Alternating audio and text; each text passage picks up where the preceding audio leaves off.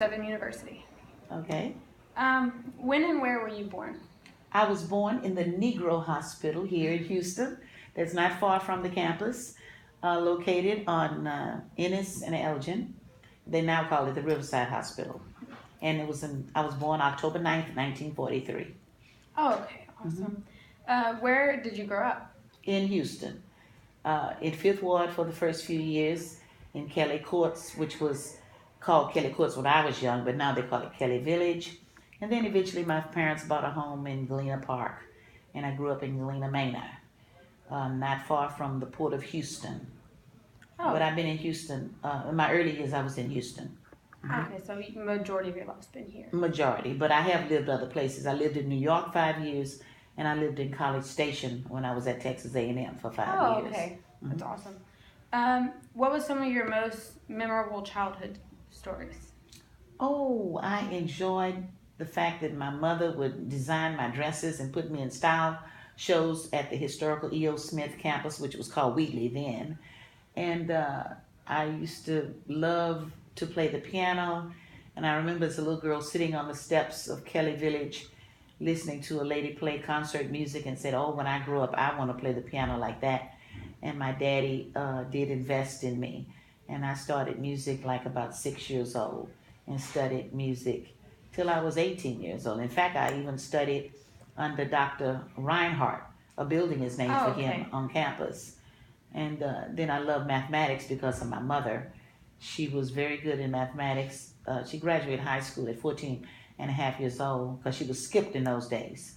She's 92 years old now. But she tells me all the time how she was part of the first calculus class at Jackie Yates High School, which is also walking distance from our campus. Oh yeah, I have heard about that. Mm-hmm. What part in African American history stands out to you? I think that the fact that so many people were able to get an education and advance in America impressed me. I kind of remember a story about one of the early African American men who would tease the kids of another race in order to get them to spell the words. He would pretend he didn't know, but he was actually finding a clever way to be taught how to spell and speak. Okay, I think that applied to Frederick Douglass, but I'm not certain. But I remember reading that, That's and that awesome. impressed me. And my parents always told me that knowledge is power. So I always felt that if I studied, did my homework, like I tell you all the time, that doors would open and I would be able to do all that I want to do in my life. And so far, it's worked for me. That's beautiful. Was there any African American history that you lived through that you remember very specifically? Yes, I remember the 60s. I remember, even before that, I remember when Emmett Till was killed in Mississippi and how that put fear in me for a while, and how I said I never want to go to Mississippi. I remember that when we would catch the bus when I was young, mother would say we have to sit at the back of the bus, and I had the curious personality and would say, why? Okay.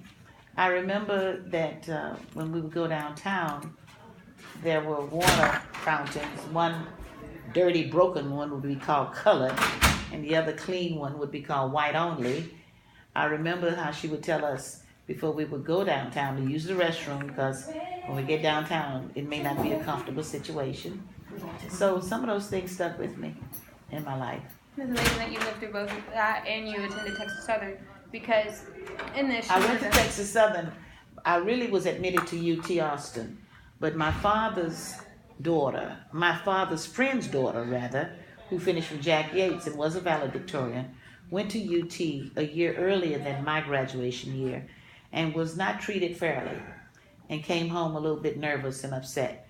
And my father at his job was told by Mr. White, Sam White, that this traumatic experience happened to his daughter. So my daddy insisted that I go to Texas Southern, hoping that I would be treated better psychologically. He was trying to protect me. He did not want me to go to UT and get mistreated. Yeah. But he heard from his coworker how his daughter named Jackie was mistreated. You with me? Mm-hmm. So Daddy insisted that I come to TSU. And then he said, now when you get older, you can go where you want to go. So yes, I did come here. I got my first degree here in 66, but I did win a fellowship to go off to one of the other schools in New York. At the advisement of Dr. Wardlaw, who was a professor here, I won a full fellowship to go to New York University's Polytechnic School of Engineering. Oh, that's awesome. And I was old enough then to negotiate some of the social political issues, but Daddy insisted I start here at TSU so that I can have a supportive environment and not be injured and my spirit be broken when I was young. Which is completely understandable in those circumstances. Mm-hmm. Sorry about that. After graduating Texas Southern, what were some of your personal accomplishments? When I graduated in 66, I went on to New York to continue going to school at NYU School of Engineering and did a degree in applied mathematics. I got that degree in 69.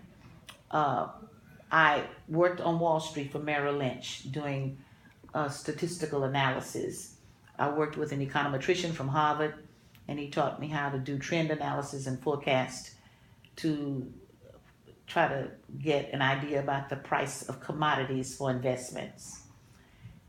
When I was in that job, I was the only black in the corporate planning department, and not many African Americans were working on Wall Street back then.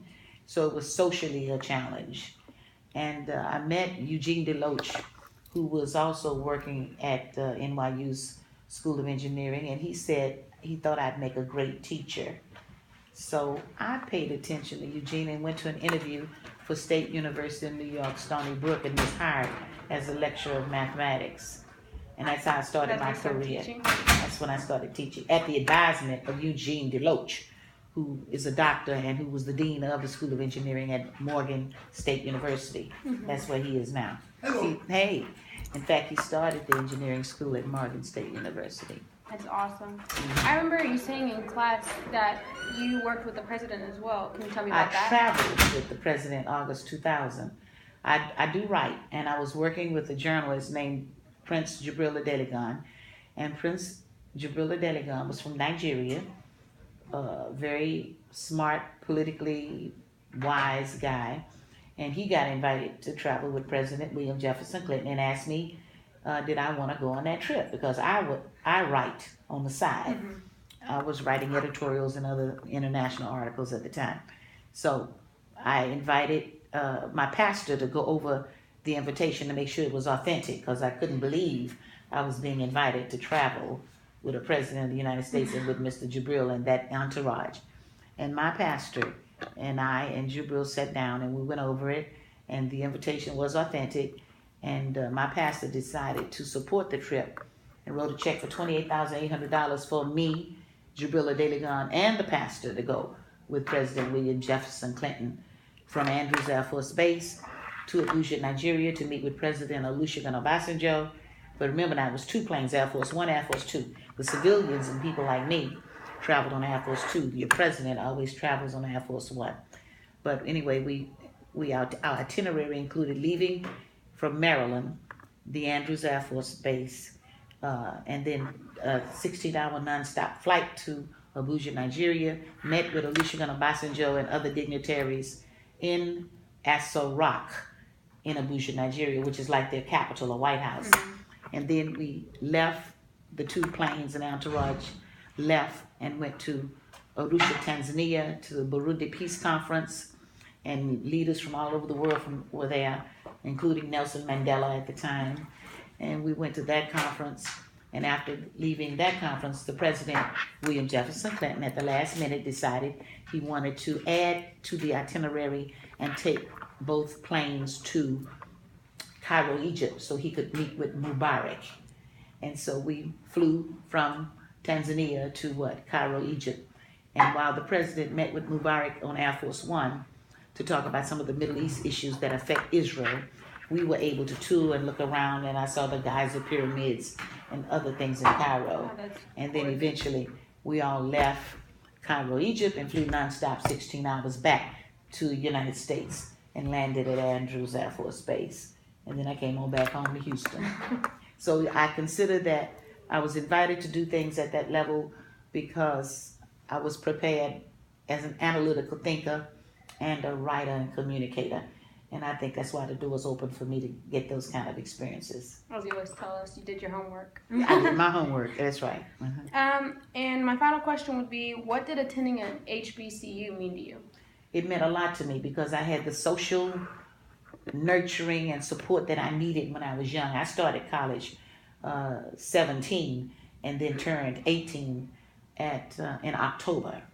So I was young and, and very studious and not really socially mature.